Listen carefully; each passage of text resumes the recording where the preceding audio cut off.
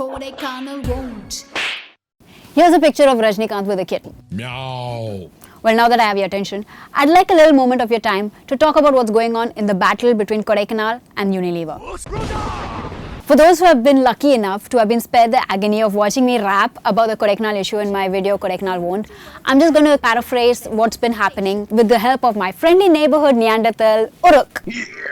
Mercury poisonous chemical. Mercury using thermometer. Chesborough Pond set up thermometer factory in Kodaikanal. Then HUL by factory. Factory pollute. Mercury poison. Plant poison. Fish poison. Workers poison. Man find mercury in scrapyard. People make loud noise. Factory shut down. People ask company clean up mess and pay workers. Company no agree. Sophie rap. People make louder noise. Company releases a meticulously crafted diluted piece of drivel in response that even Cholkin might have been happy to have cooked up. So now that you have the history, let's get down to the facts, shall we? I'd like to challenge some of the points that Mr. Powman has made and some of the reports that they've released. Choo-choo. Here are some simple points and counterpoints. Point 1. Powman claims that HUL did not dump mercury in Kodaikanal.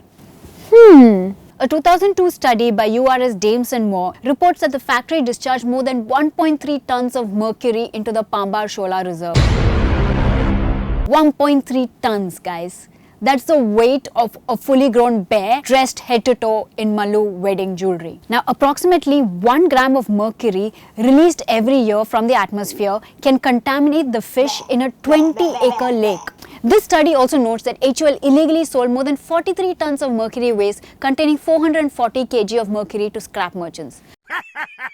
Now, I spoke to some of the ex-workers there and they told me that some of these scrap glass was sold to toy makers who used to make marbles that kids play with. You gotta be kidding me. You gotta be kidding me! Point 2. In a letter to several international NGOs, Powman has claimed that HUL has removed any risk of contamination to the ecologically sensitive region.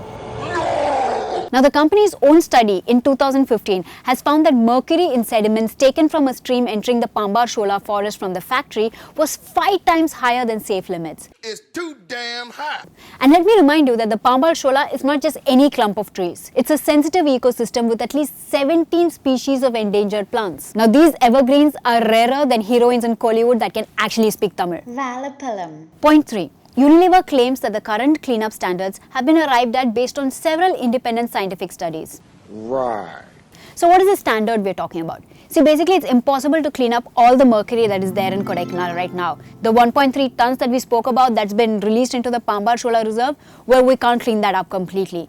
But the factory site, see, that can be cleaned up. In 2001, Unilever said that they'll clean up the site to a residential standard of 10 mg per kg of soil. What that means is even after cleanup, there will be about 10 milligrams of mercury remaining in the soil there.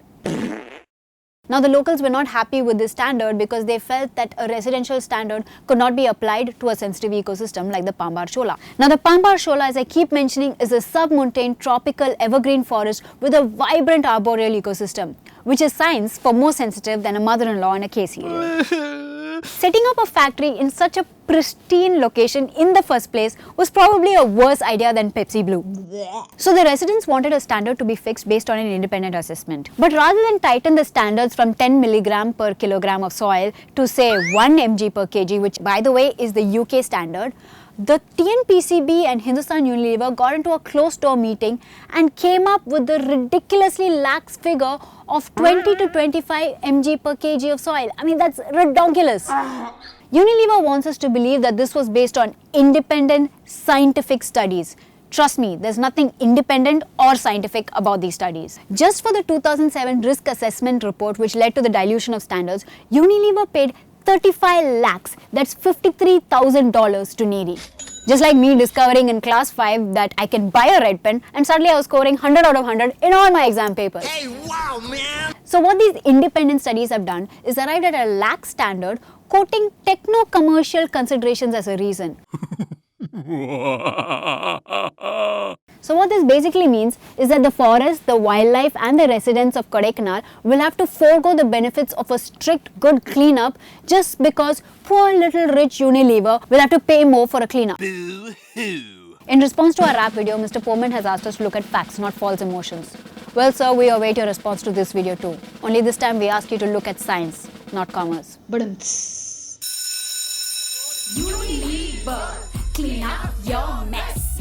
Unilever, clean up your mess. Unilever. Clean up your mess.